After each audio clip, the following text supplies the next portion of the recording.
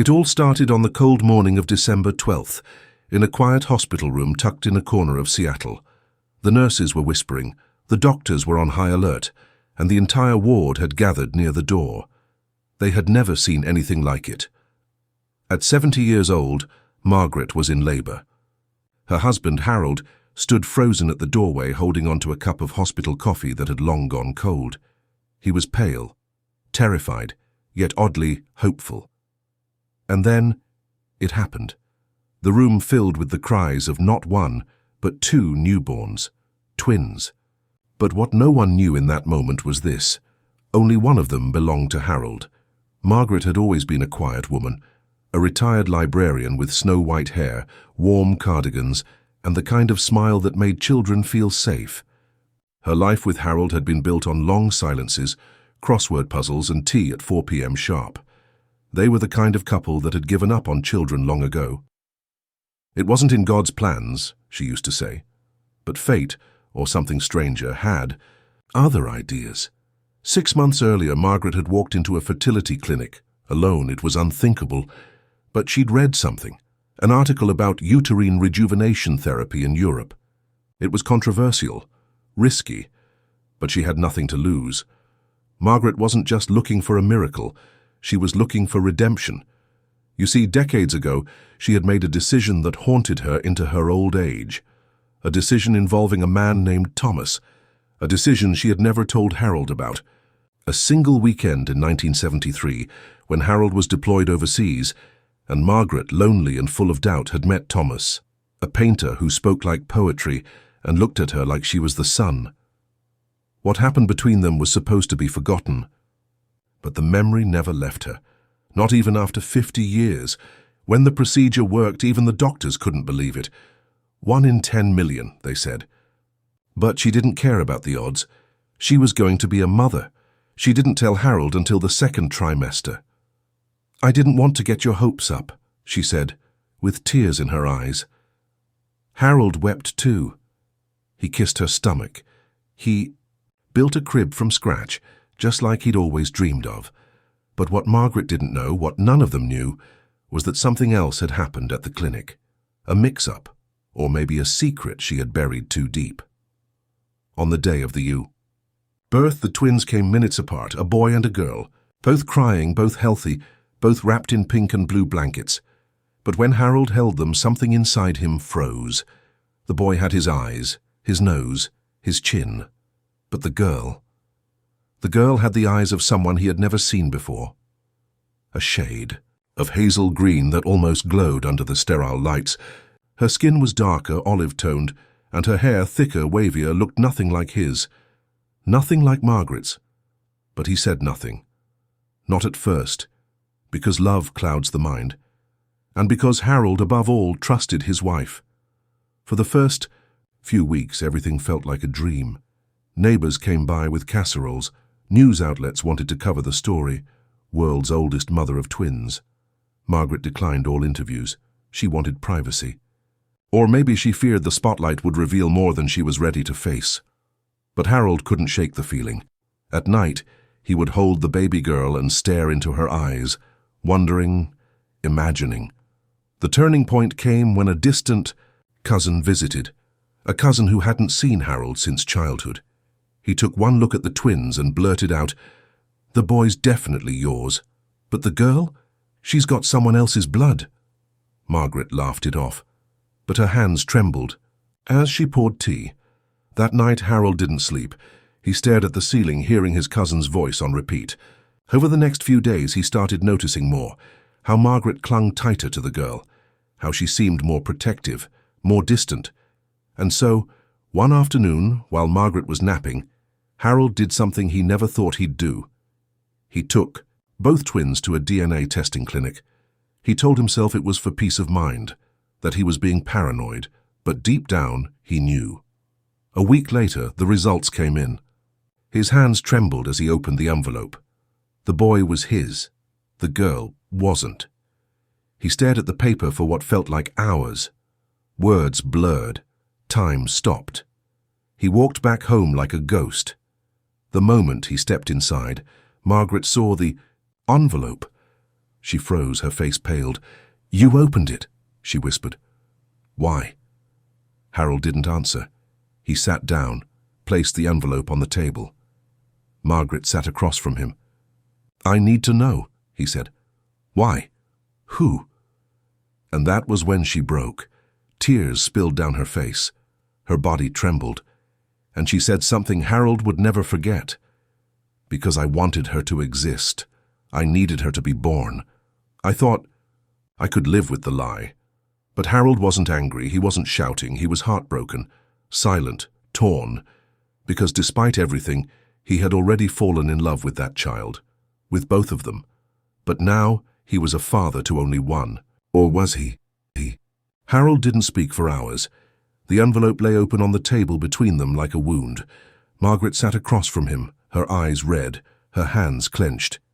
He finally stood, not in rage, but in exhaustion. He walked to the nursery. The twins were asleep, one in a blue blanket, the other in pink. He knelt beside the crib and looked at them for what felt like eternity. "They're innocent," he whispered. "They didn't ask for any of this." Margaret appeared behind him. "I know," she said softly, "but I need you to understand why." And then she told him everything, about that weekend in 1973, about Thomas, about the affair she had buried for 50 years, about the guilt that never left. "When I learned it was possible to carry children again, I thought maybe it was a way to heal something. Maybe a part of him would live again, but without the shame." Harold turned to her slowly. "So you planned it?" She shook her head. "Not like that. I didn't choose him. I don't even know how it happened. The donor was supposed to be anonymous. But when I saw her face, her skin, her eyes, I knew." Harold clenched his jaw. "And you would have let me raise her, never knowing?" Margaret didn't answer. She sat on the rocking chair, staring into the crib. The silence between them was louder than any argument. Days passed. Harold avoided her. He still fed both twins, changed their diapers, rocked them at night. But with Margaret he barely spoke. The trust had shattered, until one night something changed. The baby girl, whom they had named Lily, stopped breathing. Just for a moment. Margaret screamed. Harold rushed in. She was blue, limp, not crying. He grabbed her, patted her back, tilted her head until finally she gasped. The room filled with air and tears and relief. Margaret collapsed on the floor, sobbing.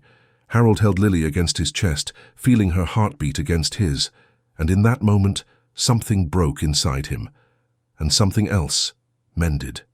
That night, he sat beside Margaret in bed. He hadn't slept there in weeks. "She's mine," he said. Margaret looked at him, confused. "What?" "I don't care whose blood she carries. She's mine. I love her. I love both of them."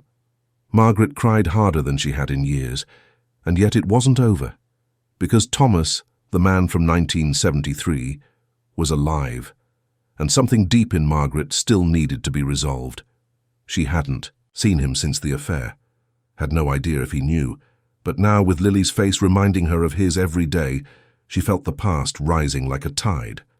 "I need to find him," she said one morning. Harold looked at her over coffee. "Why?" "Because I owe him the truth."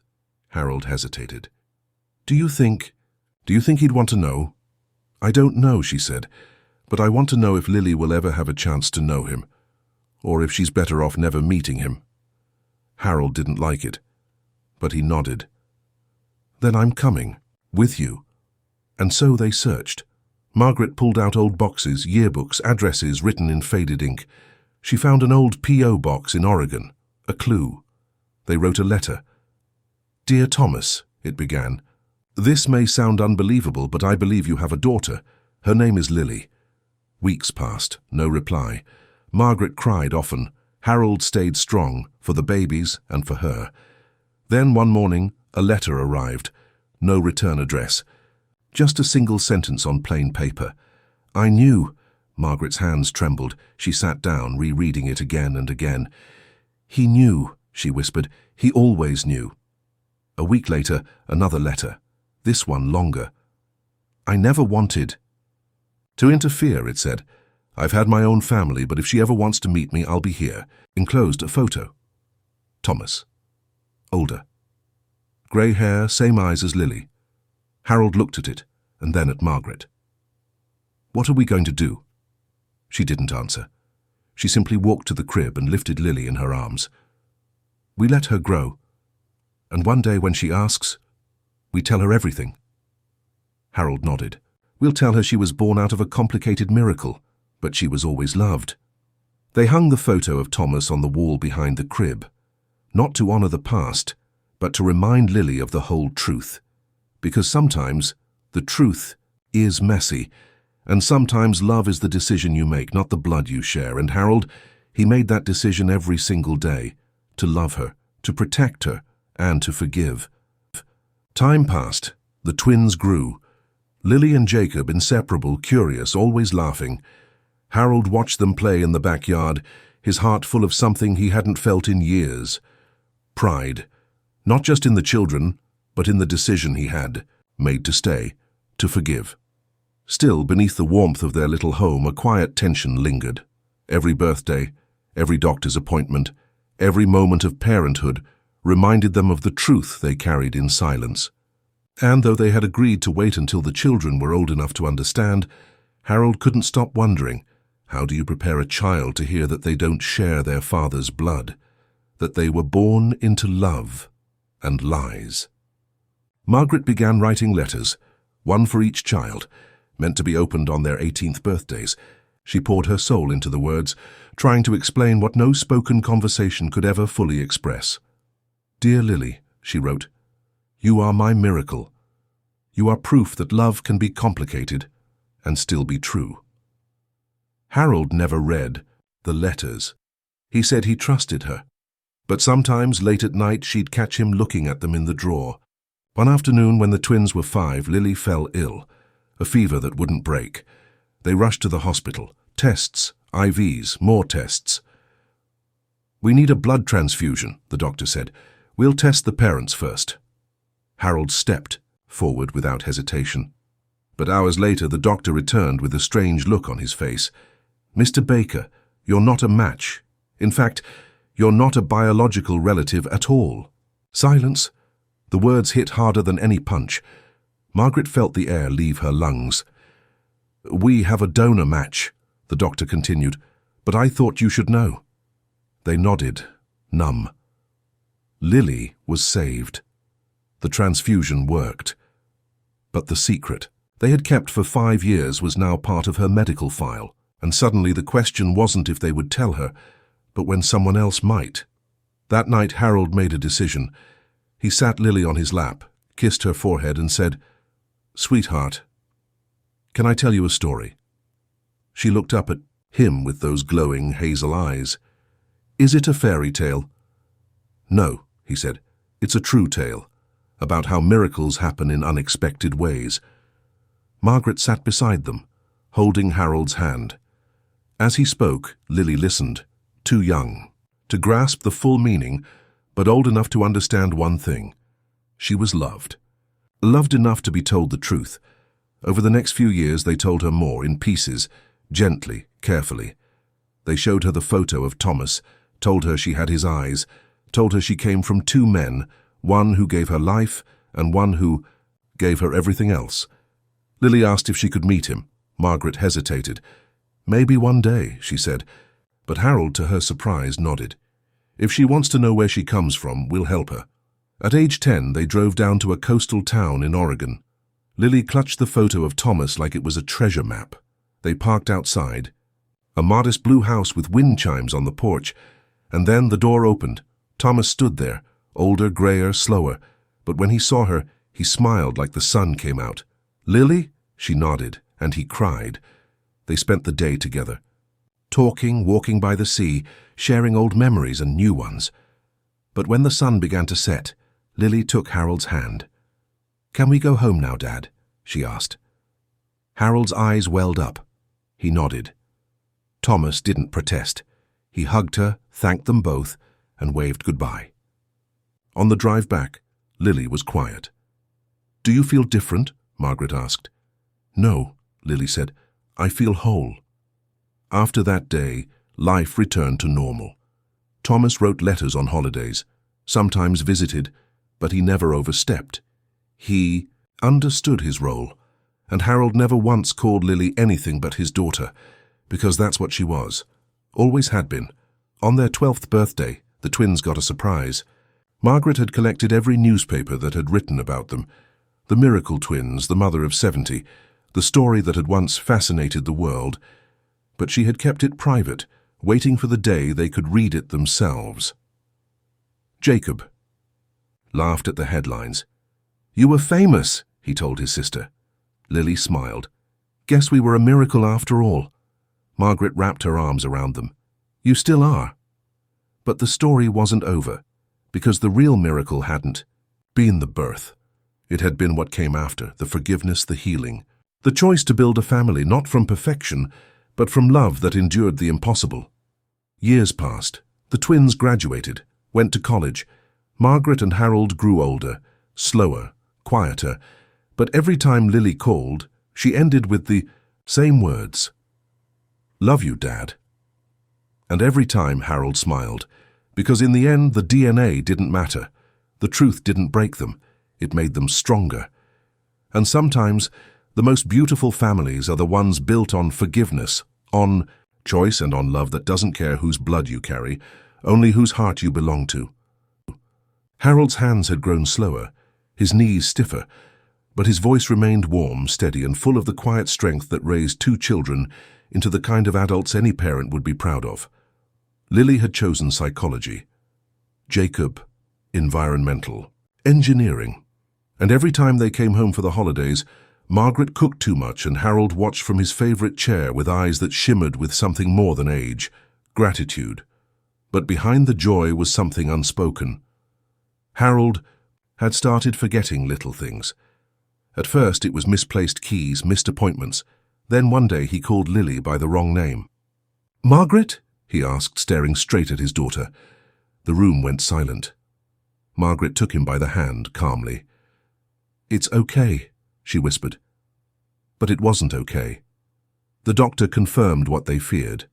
Early onset dementia. Margaret felt her chest cave in. She had already watched her mother fade slowly, painfully. Now it would be Harold, her rock, the one who had held their broken family together when everything seemed impossible.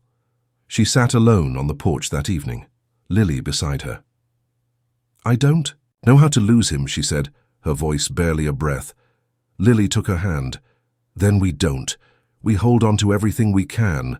We love him loud enough that even when he forgets, he still feels it." As the months passed, Harold's memory slipped further away. Some days he'd wake up asking for his father. Other days he would look at Margaret like she was a stranger. But then there were the moments like when Lily sat beside him with an old photo album. "That's you," he'd say, pointing to baby Lily. "You were the most beautiful baby I'd ever seen." "Do you remember my name?" she'd ask. He would squint, then a slow smile. "Of course I do, sunshine. How could I forget you?" Margaret began writing again. Journals, letters, notes on the fridge. Anything to preserve the pieces of Harold that were slipping away. One evening she placed a letter in his hand. "Read it when you wake up tomorrow," she said. It began, "To the man who loved a child that wasn't his, and made her his anyway." One night, Harold sat with Jacob by the fire. "Did I do okay as a dad?" he asked. Jacob looked at him, startled. "You were the best. Even with, the situation?" "Especially with that," Jacob said. "You taught me that being a man isn't about pride. It's about presence." Harold nodded. "Good, that's good." The next day he forgot Jacob's name, but when Lily entered the room his eyes lit up. "My miracle," he whispered. Lily knelt beside him. "You remember that?" "Some things," he said, tapping his heart, "don't live up here. They live in here." On their 18th birthday, the twins opened their letters, the ones Margaret had written all those years ago. Jacob's was full of stories, recipes, lessons, but Lily's and hers was different. It was an apology, a confession, and a declaration of love so deep it made her weep. "I made mistakes," it read, "but I never doubted that you were meant to be. You are not a secret. You are a miracle I needed the courage to bring into this world. And you gave your father the chance to become the greatest man I've ever known. Lily folded the letter slowly. I want to see him, she said. Right now. Harold was sitting by the window watching the birds. When Lily approached, he turned. Hi there, he said kindly. Do I know you? Lily sat beside him. Hans smiled. I'm Lily, your daughter. He tilted his head, then slowly reached out, touched her cheek. Lily, he said, of course. You were born on a December morning, loudest baby I ever heard. She laughed through the tears. You remember? I remember that I loved you the moment I saw you. That's enough, isn't it? It's everything, she whispered. Days turned into months. Margaret held Harold through the bad days. Lily and Jacob took turns visiting, recording videos, reading him his favorite poems. They celebrated every lucid moment as a gift. On their 21st birthday, Harold didn't speak much, but he sat in the garden, surrounded by candles and soft music. Lily knelt beside him, whispered, Thank you for choosing me. He smiled faintly, closed his eyes, and whispered back, Always. That winter, Harold passed away in his sleep, peacefully, without pain. Margaret was beside him holding his hand. On the night of his funeral it rained. The sky cried with them.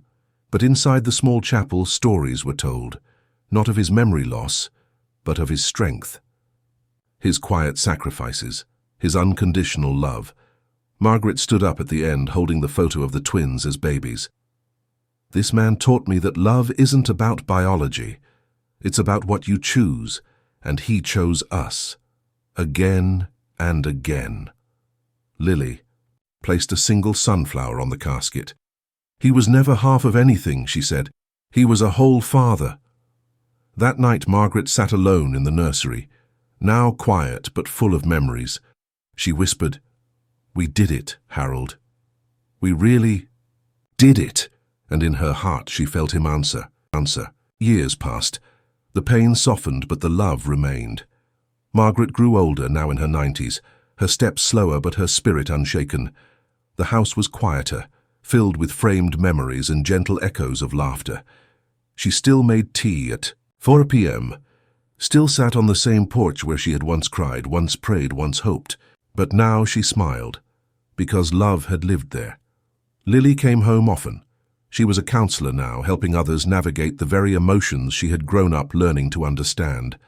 And Jacob had moved back to town, building solar projects, using the hands Harold had taught him to trust. Every Sunday they came for lunch, and every Sunday Margaret looked at them and whispered the same words in her mind. Thank you. One spring morning, Lily sat alone in the garden flipping through an old scrapbook. Inside, taped neatly, was the article that started it all. Woman 70 gives birth to twins. She laughed. They made it sound like a miracle, she said. Aloud. But they had no idea. Behind her, Margaret appeared wrapped in a shawl. It was a miracle, she said, not the birth, the love. Lily turned to her mother. Do you regret it? Any of it? Margaret thought for a long time, then gently, I regret the silence, the fear, but not you, never you. You saved us, Lily. You gave Harold a second life. You gave me the chance to rewrite everything I thought was already written. Lily nodded, tears stinging her eyes. I just wish he could see us now. Margaret smiled. He does. He never really left. He's in Jacob's steadiness, he's in your kindness, and sometimes I hear his voice when I laugh. That night, Lily sat by herself in the nursery, now a guest room but still full of memories. She opened the small chest by the window. Inside were 2 letters, one addressed to Jacob, the other to Thomas. Her biological father. Margaret had never sent it. Lily opened it slowly. Dear Thomas, it began, I hope you know that your daughter is the most extraordinary person I've ever known. I hope you understand that her life was shaped not by one man but by 2. And though you gave her your eyes, Harold gave her his heart. She will grow up knowing both stories, but one will always be louder. Lily folded the letter, placed it back.